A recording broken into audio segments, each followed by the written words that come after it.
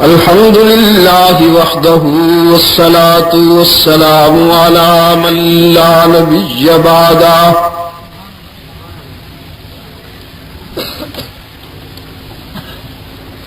وعلى آله وأصحابه الذين أوفوا عهده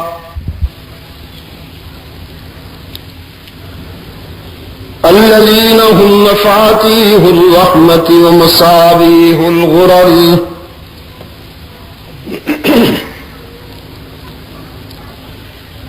أعوذ بالله من الشيطان الرجيم بسم الله الرحمن الرحيم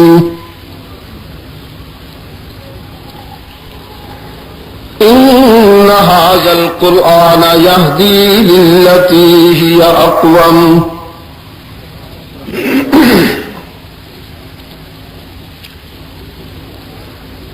وقال الله عز وجل شانه اهدنا الصراط المستقيم صراط الذين أنعمت عليهم غير المغضوب عليهم ولا الضالين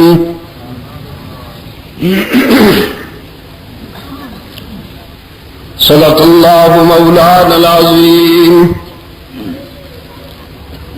وقيل للنبي صلى الله عليه وسلم ما الصراط المستقيم فقال صلى الله عليه وسلم ما أنا عليه وأصحابي. وصدق رسوله النبي الأمي الكريم ونحن على ذلك لمن الشاهدين الشاكرين والحمد لله رب العالمين. خدا در انتظار حمد مانیست، محمد چشم بر راہ سنانیست صلی اللہ علیہ وسلم. محمد حامد حمد خدا بس، خدا مدى آفرین مصطفیٰ بس.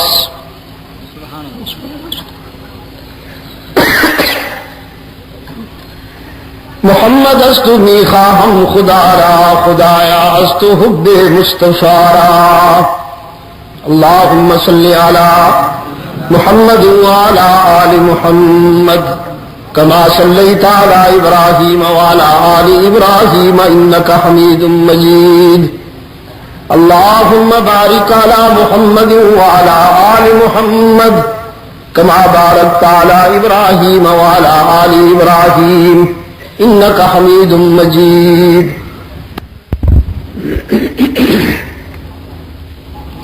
ارباب علم و دانش، حضرات علماء کرام، محترم بزرگوں، عزیز دوستوں، آج 15 ستمبر 1994 ہم یہاں راولپنڈی پنجاب پاکستان میں دعوت و تبلیغ کی نسبت سے جمع ہیں. اصل میں یہ تقریب سعید ہمارے عزیز قاری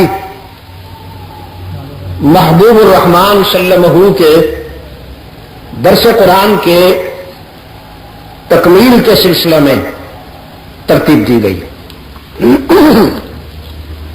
اللہ نے انہیں توفیق دی اور انہوں نے ایک تسلسل کے ساتھ اس علاقہ کے فرزندان اسلام کے اذہان و قلوب میں قرآن کا فہم اتارا. میں سمجھتا ہوں یہ بہت بڑی خدمت ہے.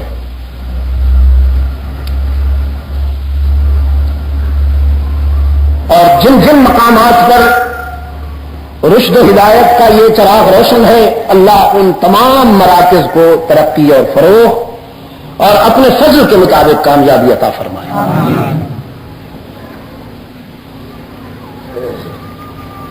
ہمارے بھائی مولانا عبدالغفور حیدری صاحب بڑے اختصار کے ساتھ آپ سے گفتگو فرما رہے تھے اور انہوں نے بڑی اچھی بات کہی کہ قرآن کریم ان کتابوں میں سے نہیں ہے کہ جنہیں محض احترام سے چوم لینے پر قناعت کر لی جائے. مجھے پابند کیا گیا ہے کہ میں قرآن کریم کا درس پھر سے شروع کر جاؤں آج. تو درس قرآن قاری صاحب نے ہمارے عزیز نے ختم کیا.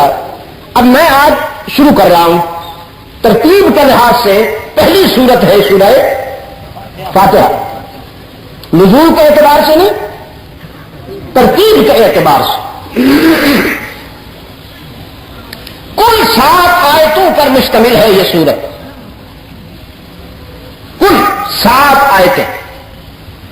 لیکن یہ 7 آیتیں اتنی اہم ہیں کہ پورے قرآن کی روح ان 7 آیتوں میں موجود ہے. یعنی جو کچھ قرآن میں ہے وہ ان 7 آیات میں ہے. اللہ کے رسول صلی اللہ علیہ وسلم نے اس سورت کو ام الکتاب کا نام بھی دیا، سبع من المثانی کا نام بھی دیا، فاتحۃ الکتاب کا نام بھی دیا، اور بھی کچھ نام آتے ہیں. ٹائٹل ہے یہ قرآن کریم کی ڈیٹیل، قرآن کریم کی تفسیر کا عنوان ہے یہ سورت. اور میں وثوق سے کہتا ہوں کہ اگر کسی نے سورہ فاتحہ کو سمجھ لیا تو وہ قرآن کا فلسفہ سمجھ جائے گا. قرآن کیا کہتا ہے آپ سے؟ اگر آپ نے ان 7 آیتوں کو سمجھ لیا تو قرآن کریم کا آپ کے دل و دماغ میں فلسفہ سمجھ میں آ جائے گا. یہی وجہ ہے کہ اس سورت کا نماز کی ہر رکعت میں پڑھنا ضروری قرار پایا. اللہ کے رسول صلی اللہ علیہ وسلم نے فرمایا ہے لا صلاۃ الا بفاتحۃ الکتاب. سورہ فاتحہ کے بغیر نماز نہیں ہوگی. اس کا پڑھنا کیوں ضروری قرار دیا گیا؟ اس لیے ضروری قرار دیا گیا کہ آپ جب دن میں 5 نمازوں کی ہر رکعت میں سورہ فاتحہ پڑھیں گے تو آپ کو قرآن کا میسج یاد رہے گا. قرآن جو میسج کرنا کرتا ہے وہ میسج آپ کو یاد رہے گا، دل و دماغ پر تازہ رہے گا. 5 وقت کی نمازوں کی ہر رکعت میں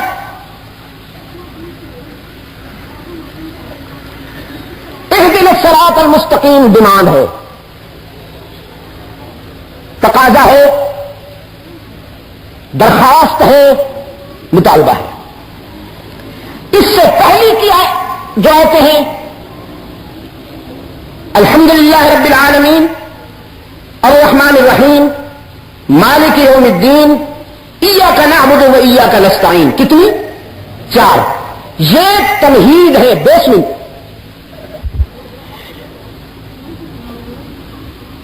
اور اس کے بعد کا جو حصہ ہے وہ تکمیل ہے. اللہ کے رسول صلی اللہ علیہ وسلم نے فرمایا انسان نماز کی حالت میں اپنے رب سے قریب تر ہوتا ہے. یہ قریب تر ہونے کے کیا معنی؟ اللہ تو ہر جگہ ہر وقت موجود ہے، ہمارے قریب نہیں اقرب ہے، اور اقرب من حبل الورید ہے. تو اس قرب کا جو کانسیپٹ ہے، اس قرب کا جو مفہوم ہے وہ یہ ہے کہ نماز کی حالت میں آپ کی دعا میں اور اس کی قبولیت میں جتنا قرب ہوتا ہے کسی اور حالت میں نہیں ہوتا. نماز کی حالت میں انسان جب اپنے رب سے مانگتا ہے تو حق تعالیٰ کی جو اجابت ہے، اس کی جو قبولیت ہے وہ قریب تر ہوتی ہے انسان کے. آپ سوالی بن کر اپنے رب کے سامنے کھڑے ہوتے ہیں تو سوالی ہی بن کے کھڑا ہوا کیجیے، داتا بن کے کھڑا نہ ہوا کیجیے. بعض لوگ یوں اکڑ کے کھڑے ہوتے ہیں جیسے دھوس جما رہے ہوں. نماز میں عاجزی روح ہے، اور جس نماز میں تواضع نہیں، عاجزی نہیں، وہ بے روح عبادت ہے. اللہ نے اپنے بندے کو سوالی بن کر آتا دیکھا تو مانگنے کا طریقہ خود سکھایا. اہل نظر کا کہنا ہے حسن طلب نہ ہو تو داتا شفیق ہو، جب بھی سوال کے ناکام ہونے کا خطرہ رہتا ہے. مانگنے کا بھی تو سلیقہ ہونا چاہیے نا. اللہ نے اپنے بندے کو جب سوالی کی حیثیت سے اپنے در پہ آتا دیکھا تو سوال کا طریقہ خود سکھایا کہ یوں مانگو کہ سب سے پہلے میری تعریف کرو. کس کی تعریف کرو؟ چنانچہ آپ ہر روز کہتے ہیں، ہر نماز میں کہتے ہیں الحمدللہ رب العالمین. حرف آغاز الحمدللہ رب العالمین. حمد اور تعریف کے سارے مفہوم صرف اسی ذات کے لیے ہے جو عالمین کا رب ہے. ساری تعریفوں کا حقدار، سارے حمد کا حقدار صرف وہی ہے جو عالمین کا رب ہے. حقدار ہے، منتظر نہیں. کائنات کا ذرہ ذرہ اس کی تعریف کر رہا ہے. کبھی غور فرمایا آپ نے؟ جب آپ سو جاتے ہیں تو پھر حشرات بولتے ہیں. بولتے وہ ویسے بھی ہیں، لیکن ہنگامہ زندگی میں ان کی آواز دبی رہتی ہے. جب وہ ہنگامہ زندگی بستر پہ آ جاتا ہے، سو جاتا ہے، تو پھر حشرات کی ننھی ننھی آوازیں آتی ہیں. ان کی کیفیت بھی مختلف ہوتی ہے. اب سمجھ میں تو آتا نہیں؟ کیفیت بھی ان کی مختلف ہوتی ہے، کچھ جلی، کچھ خفی، کچھ ابری ہوئی، کچھ دبی، مختلف آوازیں آتی ہیں. رات کے سناٹے میں آپ سنتے ہیں نا، دہریہ کہتا ہے فطرت بول رہی ہے. دہریہ کہتا ہے ساؤنڈ آف نیچر، فطرت بول رہی ہے. قرآن کہتا ہے خلقت بول رہی ہے. فرمایا ان من شیء الا یسبح بحمدہ ولکن لا تفقہون تسبیحہم. پوری کائنات میں کوئی چیز ایسی نہیں جو میری یاد سے غافل ہو. ہر چیز میری یاد میں مشغول رہتی ہے، لیکن ان کی حمد و تسبیح کو تم نہیں سمجھ پاتے ہو. تو انسان نے بھی اپنے رب کی تعریف کی. الحمدللہ رب العالمین. ساری تعریف اسی ذات کے لیے ہے جو عالمین کا رب ہے. رب العالمین، رب المسلمین نے فرمایا الحمدللہ رب العالمین. حمد و تعریف کے سارے مفہوم صرف اسی ذات کے لیے ہے جو عالمین کا رب ہے. الرحمن الرحیم، رب بھی ہے اور اس کی ربوبیت میں بھی غضب نہیں، انتقام نہیں، رحمت ہے اور شفقت. اپنے نافرمانوں کو تانا بھی نہیں دیتا، وقت پر رزق پہنچا دیتا ہے. قرآن کریم نے فرمایا وما من دابۃ فی الارض، وما من مسلم نہیں، وما من مؤمن نہیں، وما من دابۃ فی الارض، وما من الانس والجن بھی نہیں، وما من دابۃ فی الارض الا علی اللہ رزقها ویعلم مستقرها ومستودعها کل فی کتاب مبین.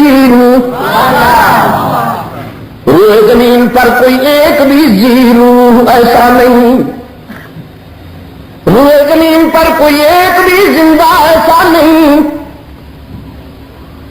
وہ انسانوں میں سے ہو، جنوں میں سے، بہائم میں سے ہو، مویشیوں میں سے، درندوں میں سے ہو، پرندوں میں سے، چینٹیوں میں سے ہو، یا حشرات الماء میں سے، کوئی بھی ذی روح جو اس دھرتی پہ چلتا پھرتا ہے، رینگتا ہے، سانس لیتا ہے، قرآن نے فرمایا ایسا نہیں جو اس کے علم سے باہر ہو، اسے رزق پہنچانے والے اس کا گھر بھی معلوم ہے، اس کا در بھی معلوم ہے، اس کا وطن بھی معلوم ہے، گھر کا نمبر بھی معلوم ہے، اس کی ضروریات بھی معلوم ہے، اس کی خواہشیں بھی معلوم ہے، اس کی آرزویں بھی معلوم ہے۔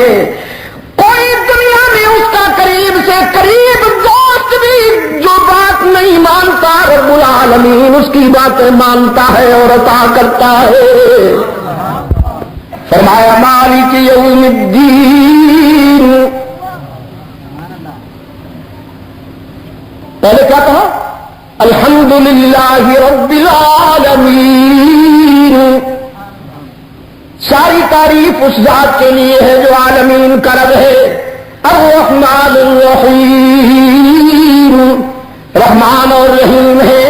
مالک یوم الدین، جزا و سزا کے دن کا مالک، جزا و سزا کے دن کا مالک وہی جس روز کوئی کسی کے کام نہیں آ سکے گا، اس کے فضل و کرم کے بغیر کسی کا کوئی دستگیر نہیں ہوگا۔ اس دن کا مالک و مختار کون؟ رحمت عالم صلی اللہ علیہ وسلم نے اپنے حلقہ رشد ہدایت میں فرمایا، آسمان ہدایت کے ستاروں سے فرمایا، رحمت عالم نے اپنے پیاروں سے فرمایا، اللہ سے اس کا فضل مانگا کرو، عدل نہیں۔ صحابہ نے عرض کی اللہ کے رسول آپ کیا مانگتے ہیں؟ فرمایا میں بھی اس کا فضل مانگتا ہوں۔ پتہ ہی کون کہہ رہا ہے؟ یہ وہ کہہ رہا ہے جس کی عبادت کا یہ عالم ہے کہ معبود نے کہا میرے محبوب، جس کی عبادت کا یہ عالم ہے کہ معبود نے کہا میرے محبوب، رات بھر جو کھڑے رہتے ہو، ساری رات عبادت کرتے ہو اپنا دل خوش کرنے کے لیے، تو پھر میرا دل خوش کرنے کے لیے کچھ دیر آرام بھی کر لیا کرو نا۔ یا ایھا المزمل، سبحان اللہ، کہہ نہیں سکتا تھا یا ایھا الرسول، یا ایھا النبی کہا ہے نا، لیکن آج کیا کہا؟ وہ ادا جو پسند آئی نا، چادر اوڑھ رکھی تھی، چادر اوڑھ رکھی تھی رحمت عالم صلی اللہ علیہ وسلم نے، وہ ادا جو پسند آئی تو اسی نسبت سے پکارا، سبحان اللہ، میں اس پہ بھی قربان جاؤں، اس پہ بھی قربان جاؤں۔ کس نے کہا یار؟ نہیں، ایک صاحب نظر نے بھی بڑی پیاری بات کی، فرمایا سر سے لے کر پاؤں تک تنویر ہی تنویر ہے، سر سے لے کر پاؤں تک تنویر ہی تنویر ہے، جیسے منہ سے بولتا قرآن وہ تقریر ہے، سوچتی ہے دل میں دنیا مصطفیٰ کو دیکھ کر، سوچتی ہے دل میں دنیا مصطفیٰ کو دیکھ کر، کیسا ہوگا وہ مصور جس کی یہ تصویر ہے۔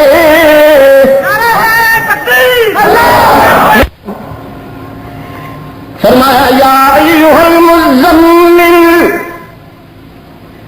او چادر میں لپٹے ہوئے میرے محبوب، رات کی تنہائیوں میں، عالمگیر سناٹوں میں، میرے ذکر و فکر میں تیرا کھڑا ہونا قبول تسلیم، لیکن یہ تیری خوشی کی بات ہے کہ رات بھر جاگتے ہوئے گزار دیتے ہو۔ ام المومنین پوچھتی ہے، سیدہ عائشہ صدیقہ پوچھتی ہے، پاؤں کے ورم دیکھ کر، رات بھر رو رو کر آنکھیں سوجی ہوئی دیکھ کر، اللہ کے محبوب آپ تو معصوم ہیں، پھر اس قدر استغفار؟ فرمایا فلا اکون عبدا شکورا، عائشہ میں اپنے اس محسن معبود کا شکر گزار بندہ نہ بنوں، کیوں نہ بنوں جس نے ایک یتیم کو امام الانبیاء بنا دیا؟ اس نے اپنے فضل و کرم میں کوئی کمی کی ہے کہ میں اس کی یاد میں کمی ہونے دوں؟ رب العالمین نے فرمایا قم اللیل، میرے محبوب رات بھر میری یاد میں، میرے ذکر و فکر میں تیرا کھڑا رہنا تسلیم، لیکن یہ تیری خوشی کی بات ہے، الا قلیلا نصفہ او انقص منہ قلیلا او زد علیہ، تو پھر رات کا کچھ حصہ، آدھا یا کچھ حصہ میری خوشی کے لیے بھی مخصوص کر لیجئے نا، کہ جب تو سویا ہوا نظر آتا ہے تو میں خوش ہو جاتا ہوں۔ وَرَتِّلِ الْقُرْآنَ تَرْتِيلًا، اور ذرا قرآن کو سجا کے پڑھا کر میرے محبوب، میرا قرآن جب تیری زبان سے ادا ہوتا ہے تو میں محظوظ ہوتا ہوں، سبحان اللہ، میں محظوظ ہوتا ہوں۔ میرے عزیز دوستو، ان کی تواضع کا یہ عالم ہے، ان کی عاجزی کا یہ عالم ہے کہ حدیث شفاعت علماء موجود ہیں، پوچھئے ان سے، آپ صلی اللہ علیہ وسلم رب العالمین کے ہاں حشر میں طویل سجدہ فرمائیں گے جو دنیا کے ہزاروں سجدوں سے بھی زیادہ طویل ہوگا۔ حق تعالیٰ فرمائیں گے ارفع راسک، میرے محبوب سر اٹھاؤ، تم سوال کرو میں قبول کروں، تم مانگو میں عطا کروں، تم شفاعت کرو، سفارش کرو، میں منظور کروں۔ یہ نہیں فرمایا کہ ارفع راسک فافعل ما شئت، سر اٹھائیے اور جو مرضی آئے کر دیجئے، نہیں، سر اٹھائیے، دامن پھیلائیے میں بھرتا جاؤں، مانگتے جائیے میں عطا کرتا جاؤں۔ آپ کا سجدہ بھی قبول ہے، آنسو بھی قبول ہے، عاجزی بھی قبول ہے، تواضع بھی قبول ہے، لیکن آپ سوال رہیں گے، داتا میں رہوں گا، تو مانگ میں عطا کروں۔ تمہارے کو مختار کون؟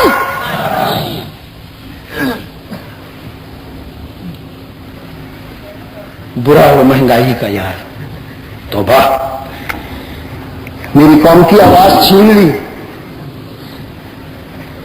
مالک یوم الدین، جزا و سزا کے دن کا مالک و مختار کون؟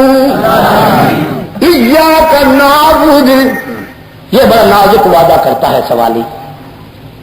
سوالی کی حیثیت سے انسان نے اپنے داتا سے وعدہ کیا، اپنے رب سے وعدہ کیا، ایاک نعبد و ایاک نستعین، تیری ہی عبادت کرتے ہیں اور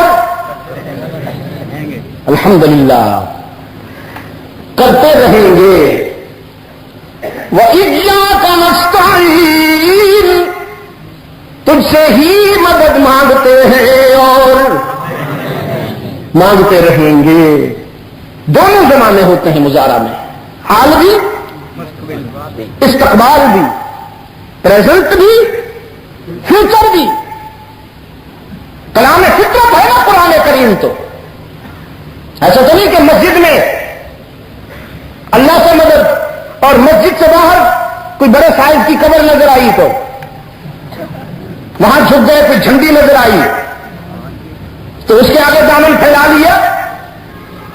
ایاک نعبد و ایاک نستعین، ہم تیری ہی عبادت کرتے ہیں اور کرتے رہیں گے، ہم تجھ سے ہی مدد مانگتے ہیں اور تجھ سے ہی یا تجھ سے بھی. کیا نام ہے اس علاقے کا محبوبم؟ مریر حسن. مریر کے کیا معنی ہے جی؟ کوئی معنی نہیں تو تجھے انہیں چپکائے ہوئے ابھی تک. یار حسن آباد ہی کر لو اس کو.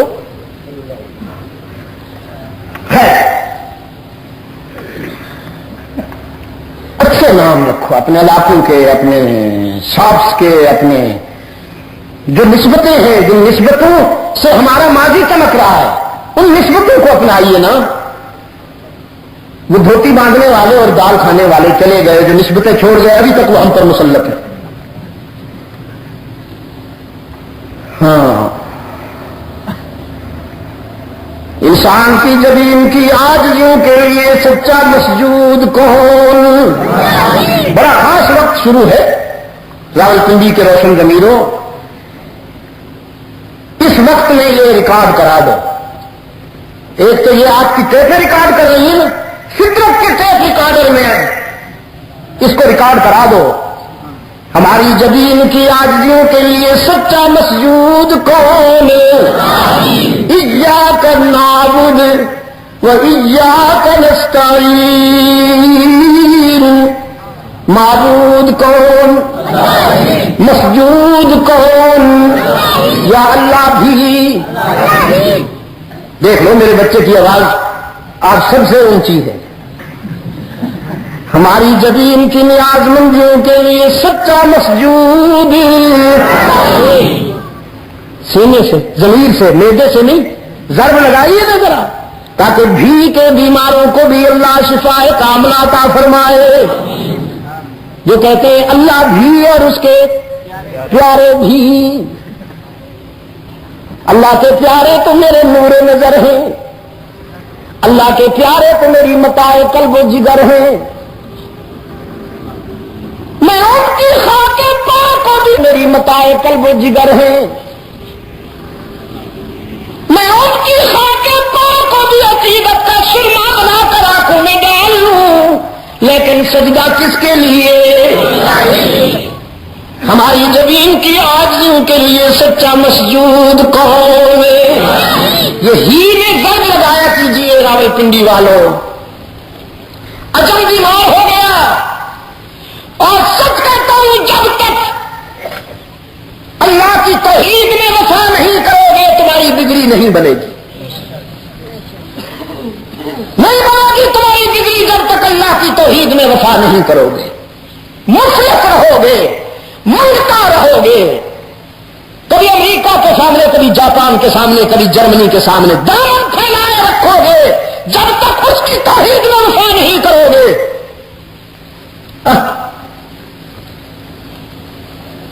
رائبند میں بھی آ جاتے ہیں اور وہاں دودھ کی سبیلیں تقسیم کرنے کے لیے بھی چلے جاتے ہیں.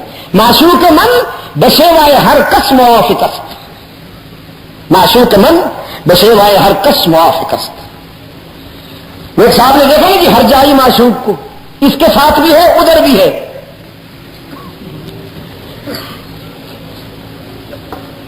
ایاک نعبد و ایاک نستعین. ہم تیری ہی عبادت کرتے ہیں اور کرتے رہیں گے، تجھ سے ہی مدد مانگتے. تجھ سے یا تجھ سے بھی. وہ ایک دیوار پہ لکھا تھا یا اللہ مدد.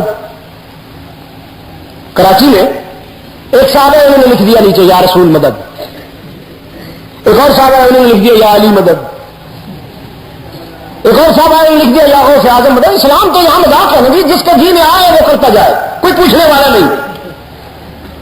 ایک صاحب آئے اس نے دیکھا اللہ مدد، رسول اللہ مدد، علی مدد، غوث اعظم مدد. سوچتے سوچتے اس نے نیچے لکھ دیا ابا جان مدد. اب کوئی اور چاچا فارغ نہیں ہے.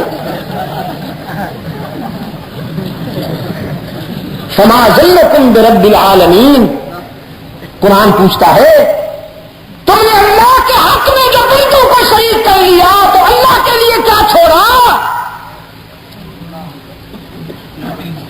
رسول اکرم صلی اللہ علیہ وسلم سے عقیدت یہ ہے کہ ان کے فرمان کی اطاعت کرو. صحابہ و اہل بیت سے عقیدت یہ ہے کہ ان کی محبت کو جزو ایمان سمجھو. اولیاء اللہ سے محبت یہ ہے کہ ان کا دیا ہوا سبق یاد رکھو. ٹھیک ہے نا؟ والدین کی عقیدت اور محبت یہ ہے کہ ان کی فرمان برداری کرو. سجدہ کس کا؟ یا اللہ کا بھی. اور مدد کس سے؟ کہاں کرتا ہوں؟ وہی مشکل کشا ہے جس پر خود کبھی مشکل نہیں آئی،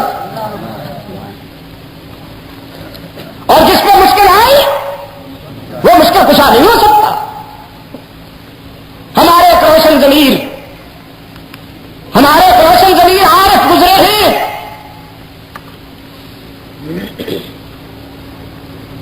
کل صاحب کے بعد مجھے نا یہ خطیب خدا کے لیے یاد نہ، میرے لیے یہی بہت ہے، بس میرا نام لے لیا کیجیے، اور اگر بہت پیار آیا ہوا ہو تو مبلغ اسلام کہہ دیا کیجیے. دعوت اسلام نے جو زور دیا ہے دعوت پہ دیا ہے، تبلیغ پہ دیا ہے. بلغ ما انزل الیک من ربک ان علیک الا البلاغ انا ارسلناک شاہدا ومبشرا ونذیرا خطیبا نہیں وداعیا الی اللہ باذنہ. خطابت میں اور دعوت میں فرق ہے. خطابت میں کوئی بات بار بار دہرانا عیب سمجھا جاتا ہے. ہاں جی، بعض لوگ کہتے ہیں کہ آج نیا مضمون بیان کیا میں، دیکھا آپ نے. اور دعوت میں ایک بات کو ریپیٹ کیا جاتا ہے، سب کچھ اللہ سے ہونے اور غیر اللہ سے، بس یہ اتار دو دل نگاہ کی گہرائیوں میں. تو میرا اعزاز یہی ہے، میں تو اپنی زندگی اسی پہ گزارنا چاہتا ہوں. میرے عزیز دوستوں، بات کیا ہو رہی تھی جی؟ ایک عارف نے فرمایا، شاہ کشمیر رحمت اللہ علیہ فرمایا کرتے تھے کہ اللہ کو سنتا ہوں تو لگتا ہے جیسے قرآن ہم سے باتیں کر رہا ہے. ہوتے نا جی بعض انسان ان کی زبان سے فطرت بولتی ہے. یہ جتنی خوبیاں ہیں نا من جانب اللہ ہوتی ہیں نا، یہ تو کسبی تو نہیں ہے، یہ ہابی ہیں، اللہ کی طرف سے عطا ہوتی ہیں. شاہ جی رحمت اللہ علیہ فرمایا کرتے تھے میں نے ایک حسین دیکھا کہ جس کے پسینے سے گلشن مہکتے ہیں، جس کے تبسم سے ستارے چمکتے ہیں، جس کے تکلم سے انادل چہکتے. میں نے ایک حسین دیکھا جو حسن کائنات کا نقطہ انتہا نظر آیا. وہ حسن بے مثال میرے پیش نظر ہے کہ ذرے بھی دیکھ لیں تو طواف نظر کریں. میں نے دیکھا وہ شریفوں میں معیار ہے، وہ صحابت میں معیار ہے، وہ دیانت میں معیار ہے، وہ امانت میں معیار ہے، وہ صداقت میں معیار ہے، وہ انبیاء کا امام ہے، وہ اللہ کا محبوب ہے. وہ اٹھتا ہے تو آسمان بلندی کی بھیک مانگتے ہیں، وہ بیٹھتا ہے تو دھرتی سکون کی درخواست کرتی ہے، وہ ہنستا ہے تو جنت کو جوانی ملتی ہے، وہ ناراض ہوتا ہے تو جہنم ابلنے لگتی ہے. میرا دل چاہا کہ میں اسی کے در کا سوالی بن جاؤں، میرا دل چاہا کہ اسی کے در پہ جا کے دامن پھیلاؤں. لیکن جب میں اس کے اسوہ حسنہ کے حوالے سے، جب میں اس کی سیرت کے حوالے سے اس کے دروازے پہ پہنچا تو میں نے دیکھا ساری کائنات سو رہی ہے. وہ حسینوں میں حسین، وہ جمیلوں میں اجمل، شریفوں میں اشرف کسی اور کے در پہ کھڑا رو رہا ہے اور کہہ کیا رہا ہے ما بدنا کا حق عبادتی، ما بدنا کا حق عبادتی. میرے معبود اعتراف کرتا ہوں کہ تیری عبادت کا حق مجھ سے ادا نہ ہو سکا. میں نے اس حسین کو بھی جب کسی اور کے در پہ روتے ہوئے پایا تو میرے ضمیر نے رہنمائی کی، اس سے نہیں تو بھی اسی کے در کا سوالی بن جا جس کے در پہ ایسے ایسے حسین سوال کرتے ہوئے اور روتے نظر آتے ہیں۔ مصائب و مشکلات میں مشکل کشائی کرنے والا کون؟ روشن ضمیروں، راولپنڈی کے روشن ضمیروں، سچا مشکل کشا کون؟ حاجت روا کون؟ کارساز و دستگیر کون؟ عزت دینے والا کون؟ رزق دینے والا کون؟ ایاک نعبد و ایاک نستعین۔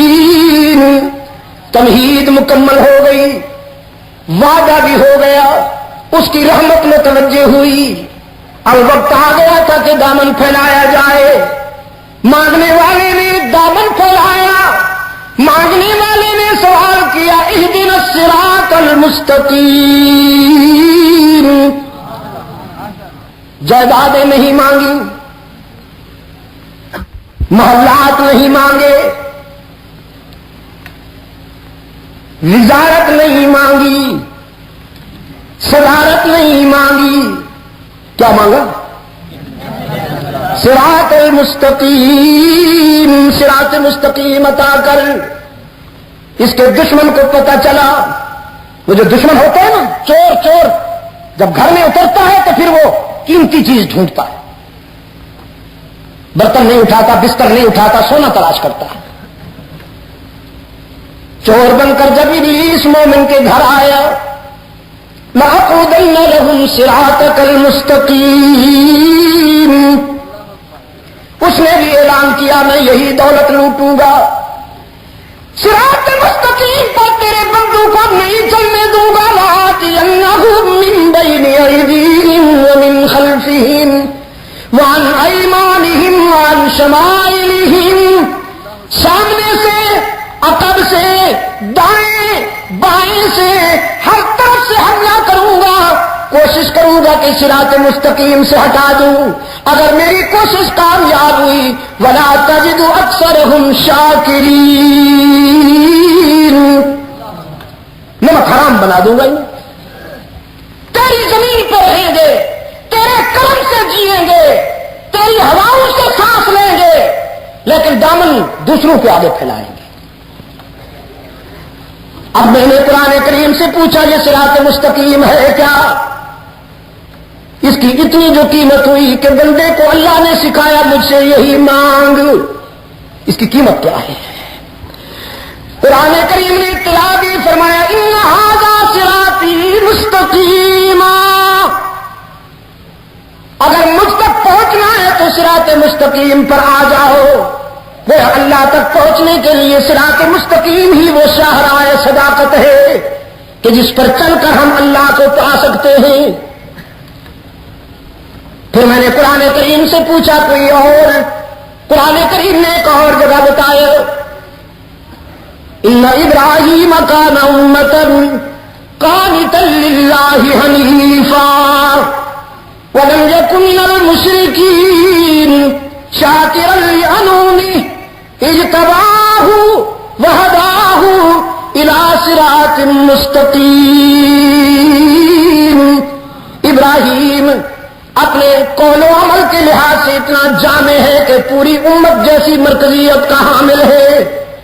رب العالمین نے فرمایا میرا ابراہیم میرا وفادار بندہ تھا، یکجائی تھا، ہر جائی نہیں تھا، شہدائی تھا، حلوائی نہیں، مجاہد تھا، مجاور نہیں تھا، سرفروش تھا، تعویذ فروش نہیں تھا، قانتا للہ حنیفا ولم یک من المشرکین شاکرا لانعمہ اجتباہ وہداہ الی صراط مستقیم۔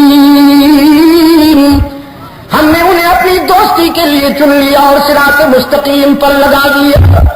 گویا اللہ کی یہ نعمت اس کے خلیل کو نصیب ہوئی۔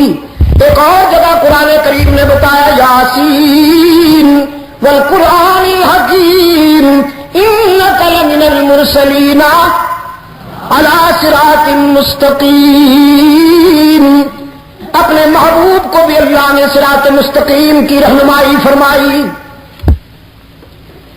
یہ اس کی قیمت ہے۔ اب میں نے قرآن کریم سے پوچھا اس کا مفہوم کیا ہے، کانسیپٹ کیا ہے؟ قرآن کریم نے اطلاع دی کہ سیدنا عیسیٰ علی نبینا وعلیہ تسلیم اپنی امت سے خطاب کرتے ہوئے فرماتے ہیں ان اللہ ربی و ربکم، یقیناً میرا اور تمہارا رب اللہ ہی، ان اللہ ربی و ربکم، میرا اور تمہارا رب اللہ ہی، فاعبدوہ، بس اسی کی ہی عبادت کرو، ھذا صراط مستقیم، یہی صراط مستقیم ہے، یعنی توحید صراط مستقیم ہے، اللہ کی توحید صراط مستقیم ہے، وہی توحید جو رحمت للعالمین نے سکھائی، جو رحمت عالم صلی اللہ علیہ وسلم نے تعلیم فرمائی۔ سورہ یاسین میں فرمایا وَامْتَازُوا الْيَوْمَ أَيُّهَا الْمُجْرِمُونَ، حشر میں اللہ کی جلال میں ڈوبی ہوئی آواز گونجے گی، آج نکھر جاؤ ذرا، وفادار ایک طرف، غدار، نمک حلال ایک طرف، نمک حرام دوسری طرف، مجاہد ایک طرف، مجاور ایک، شیدائی ایک طرف، حلوائی ایک طرف، یکجائی ایک طرف، ہرجائی، وامتازوا اليوم ایھا المجرمون۔ پھر رب العالمین انسانیت سے خطاب کرتے ہوئے فرمائیں گے الم اعہد الیکم یا بنی آدم اللہ تعبدوا الشیطان انہ لکم عدو مبین۔ اے اولاد آدم، میں نے تم سے وعدہ نہیں لیا تھا کہ شیطان کی اطاعت نہ کرنا، وہ تمہارا کھلا دشمن ہے، وَأَنْ، اور یہ حکم دیا تھا اعبدونی، میری ہی عبادت کرنا، وَأَنْ اعبدونی، اور یہ کہ میری ہی عبادت کرنا، ھذا صراط مستقیم، یہی صراط مستقیم، توحید صراط مستقیم، اور شرک سبل متفرقہ، ولا تتبعوا السبل فتفرق بكم عن سبیلہ۔ انسان نے اپنے رب سے یہ دولت مانگتے ہوئے عرض کیا یا رب العالمین، میں تجھ سے وہی دولت مانگتا ہوں جو تو نے اپنے منعم علیہم پر نازل فرمائی، اپنے انعام یافتہ بندوں پر نازل فرمائی، میں ان کا راستہ جو تیرے انعام یافتہ بندے ہیں اپنانا چاہتا ہوں، اور اس راستے سے بچنا چاہتا ہوں جس پر مغضوب علیہم چلتے رہے، صراط الذین انعمت علیہم۔ اور قرآن کریم نے انعام یافتہ لوگوں کی جو تفصیل بیان کی ہے وہ تقریباً 4 طبقے سامنے آتے ہیں انعام یافتگان کے۔ کتنے؟ 4۔ فرمایا اولئک الذین انعم اللہ علیہم من النبیین والصدیقین والشہداء والصالحین، یہ وہ خوش نصیب ہیں جن پر اللہ نے انعام کی بارش نازل فرمائی، نبیین، صدیقین، شہداء اور صالحین۔ گویا اللہ کے حضور سے سب سے پہلے انعام ملا نبوت کو، پھر انعام ملا صداقت کو، پھر انعام ملا شہادت کو، پھر انعام ملا اطاعت کو۔ 4 طبقے، من النبیین والصدیقین والشہداء والصالحین۔ انبیاء علیہ السلام وہ پہلا خوش نصیب طبقہ ہے جنہیں رب العزت کے حضور سے پہلا انعام ملا، اس کے بعد صداقت، پھر شہادت، پھر اطاعت۔ میں کہا کرتا ہوں اہل سنت و جماعت کو اللہ یہ عقیدہ مبارک فرمائے، نظر بد سے بچائے کہ ان کا عقیدہ قرآن کی روح کے مطابق ہے۔ جبھی تو سیدنا علی المرتضی رضی اللہ تعالیٰ عنہ نے فرمایا اپنے وہ جو خطبات کا مجموعہ ہے ان کا نہج البلاغت، اس نے فرمایا اما اہل السنت فالمتمسکون بما سنہ اللہ ورسولہ، یہ جو اہل سنت ہیں یہ اسی چیز کو پکڑے ہوئے ہیں جو ان کو اللہ نے عطا فرمائی اور اس کے رسول نے عطا فرمائی۔ نبوت کے بعد قرآن نے صداقت کا نام لیا اور صداقت کا تاجدار انبیاء کے بعد خلیفہ راشد اول بلا فصل سیدنا ابو بکر صدیق، انبیاء کے بعد خلافت راشدہ کا پہلا تاجدار سیدنا ابو بکر صدیق ہے۔ قرآن کریم کی پیش کردہ ترتیب کے مطابق آپ جو سوچتے جائیں گے آپ کی روح میں عجیب تازگی آتی چلی جائے گی اور آپ اپنے عقیدے کو قرآن سے قریب تر پائیں گے بحمداللہ۔ صداقت کا تاجدار صدیق اکبر اور رسول کا جانشین صدیق اکبر رضی اللہ تعالیٰ عنہ رحمت عالم صلی اللہ علیہ وسلم نے خود نامزد فرمایا سیدنا ابو بکر صدیق کو اپنی امت کی قیادت کے لیے، سیادت کے لیے اور امامت کے لیے۔ عدالت کے آخری لمحات میں آپ صلی اللہ علیہ وسلم نے جب حکم فرمایا کہ مجھ پہ پانی کے مشکیزیں ڈالے جائیں، آپ صلی اللہ علیہ وسلم کی طبیعت میں سکون آیا، جبکہ آپ فرما چکے تھے مروا ابو بکر کے پاس جاؤ فلیصلی بالناس، تاکہ میری غم زدہ امت کو نماز پڑھائے، کیونکہ عرض کیا گیا تھا اللہ کے رسول فرزندان اسلام مسجد نبوی میں انتظار کر رہے ہیں کہ آپ تشریف لائیں تو نماز پڑھائیں۔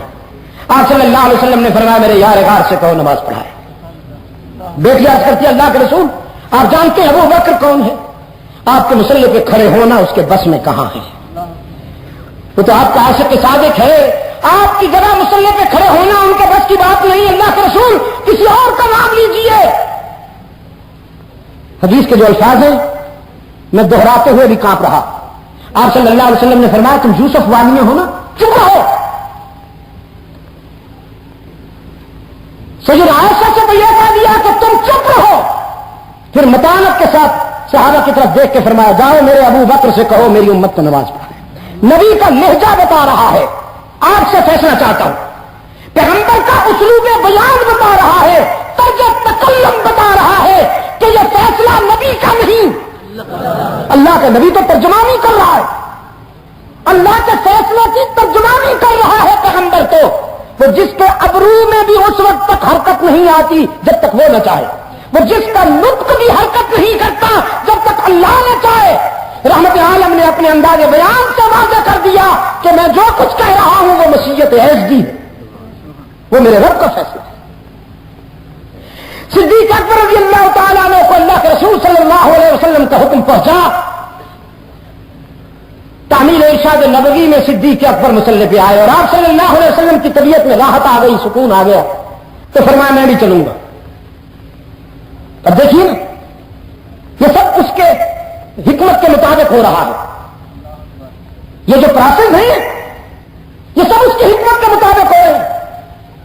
جب ابو بکر صدیق مسلح پہ کھڑے ہو گئے تو رحمت عالم نمودار ہوئے حجرہ عائشہ سے، کیونکہ قریب تھا وہ دروازہ، آپ نمودار ہوئے تو صدیق اکبر رضی اللہ تعالی عنہ سوچنے لگے اب مجھے ہٹ جانا چاہیے۔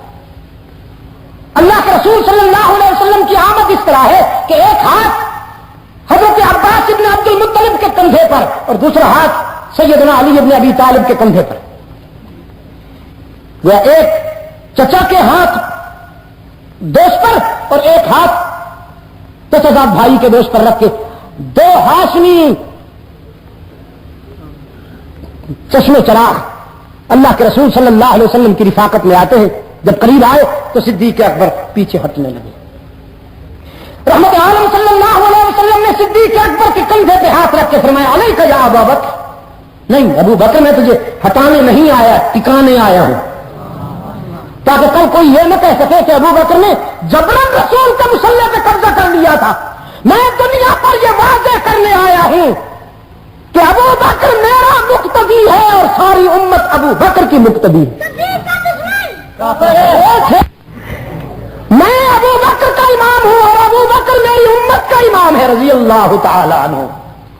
آپ صلی اللہ علیہ وسلم نے نماز پڑھائی, صدیق اکبر نے اقتدا فرمائی اور پوری امت نے صدیق اکبر کی آواز سے اقتدا کی. اس نماز میں سیدنا علی رضی اللہ تعالیٰ عنہ بھی شامل ہیں. سیدنا علی رضی اللہ تعالیٰ عنہ بھی شامل ہیں اور انہوں نے اپنے عمل سے واضح کیا کہ جو رسول کو پسند ہے وہ مجھے بھی پسند ہے, جو رسول کا محبوب ہے وہ میرا بھی محبوب ہے. میرے عزیز دوستوں, جو رسول کا وفادار ہے وہ علی کا بھی وفادار ہے. آپ مجھے بتائیے کہ اللہ کے رسول کے حکم پر علی سے بڑھ کر عمل کرنے والا کون ہوگا؟ تو جسے رسول امامت کے مسلح مسلک پر کھڑا کرے, سیدنا علی رضی اللہ تعالیٰ عنہ اس کی اقتدا کیوں نہ کرے؟ میں تو اس لیے کہا کرتا ہوں جنہیں دعویٰ ہے حب علی کا کہ سیدنا علی کے نقش قدم پر چلنا سیکھیے. سیدنا علی رضی اللہ تعالیٰ عنہ نے صدیق اکبر کو امام مانا. صدیق اکبر امت کا متفق کا امام ہے, متنازع نہیں, متفق کا امام ہے. قرآن کریم نے نبوت کے بعد صداقت کو دیکھیے, خلافت راستہ کا تصور کیسے قرآن کے آئینے میں نظر آتا ہے آپ کو. الذین انعم اللہ علیہم من النبیین والصدیقین والشہداء. نبوت کے بعد صداقت اور صداقت کے بعد صدیق اکبر بھی شہید, فاروق اعظم بھی شہید, عثمان ابن عفان بھی شہید, سیدنا علی المرتضیٰ بھی شہید رضی اللہ تعالی عنہم. من النبیین والصدیقین والشہداء, ایک صدیق اور 3 شہید. اب ان کے بعد بھی کچھ تھے جو اللہ کو پیارے تھے, جو اللہ کے پسندیدہ تھے. ان کے لیے قرآن کریم نے فرمایا والصالحین, اور وہ خوش نصیب جنہوں نے اطاعت کا حق ادا کر دیا, جنہوں نے مجھ سے بھی وفا کی, میرے رسول سے بھی وفا کی. یہ وہ خوش نصیب ہیں جن سے حسن مجتبیٰ نے دوستی کی, جن سے حسن مجتبیٰ نے محبت کی, جنہیں 7 سال حسن مجتبیٰ نے قائد مانا, جنہیں 19 سال حسین کریم نے قائد مانا, وہ صالحین میں آتے ہیں. جن کا دور اسلام کی فتوحات کا تاریخ ساز دور ہے. میں اس لیے اہل سنت و جماعت کو مبارکباد دیتا ہوں کہ اللہ نے آپ کو وہ عقیدہ عطا فرمایا ہے جس کی تائید تاریخ کرے نہ کرے قرآن کرتا ہے. اہل سنت و جماعت تاریخ کے محتاج نہیں, تاریخ ان کی محتاج ہے. معافی چاہتا ہوں, بہت آپ کو میں نے بٹھا دیا جی, کوئی بات نہیں, لیکن میں سمجھتا ہوں کہ یہ بھی قرآن کریم کا اعجاز ہے. ورنہ ظاہر ہے کہ آپ میرے خریدے ہوئے تو نہیں ہیں, نہ میری بسیں گئی تھی آپ کو لینے کے لیے. اور مجھے یہ بھی پتا ہے کہ اب جب میں آپ کو اجازت دوں گا تو آپ میں سے بہت سارے دوست ایسے ہیں کہ جو سڑکوں پہ چلتے ہوئے نظر آئیں گے اور انہیں وہاں نہ کوئی ٹیکسی ملے گی اور نہ کوئی بس ملے گی. لیکن مجھے آپ کو فخر ہے, اللہ آپ کے اس جذبے کو نظر بد سے بچائے. ہم زندہ رہے تو انشاءاللہ 30 کا جمعہ تعلیم قرآن میں ادا کریں گے. اور وہاں کے احباب نے اتنا اصرار کیا کہ مجھے حیا آ گئی. مولانا اشرف علی صاحب نے, ہمارے گور صاحب, گوہر ملت صاحب نے اتنا اصرار کیا کہ مجھے حیا آ گئی. حضرت شیخ قرآن رحمت اللہ علیہ کی شفقتیں, ان کا پیار میں نہیں بھول سکتا. زندہ رہا تو انشاءاللہ 30 ستمبر کا جمعہ ہم تعلیم القرآن میں ادا کریں گے اور تفصیل سے باتیں ہوا کریں گی. جتنا ممکن ہو وہاں جلد تشریف لائیے گا. کچھ دوست نئے چہرے آئے ہوئے ہیں, شاہ اللہ بخاری آپ کو توفیق دے. ایک مرتبہ انہوں نے قرآن کریم کی تفسیر ختم کر لی, اب آج میں نے شروع کر دی, تو پھر اللہ ان کو توفیق دے کہ یہ دل و دماغ میں قرآن کی صداقتیں اتارے اور پھر جب ختم کریں تو پھر شاید ہم ہوں یا نہ ہوں, لیکن پھر ایسی تقریب ہوگی. اللہم صلی علی سیدنا محمد النبی الامی وعلی آلہ واصحابہ وبارک وسلم. ربنا آتنا فی الدنیا حسنہ وفی الآخرۃ حسنہ وقنا عذاب النار. اور اللہ عالم اسلام کی مدد فرما. مسلمان جہاں کہیں مظلوم ہیں مجبور ہیں ان کی دستگیری فرما. تمام روحانی جسمانی بیماروں کی شفا کے لیے میں دعا کرتا ہوں. ہمارے عزیز انجم توحیدی صاحب کے گھر میں تکلیف ہے, اللہ تعالیٰ انہیں شفا کاملہ عطا فرمائے. کچھ اور دوستوں نے اس سلسلے میں دعا کی درخواست کی. ہم اللہ کے حضور درخواست کرتے ہیں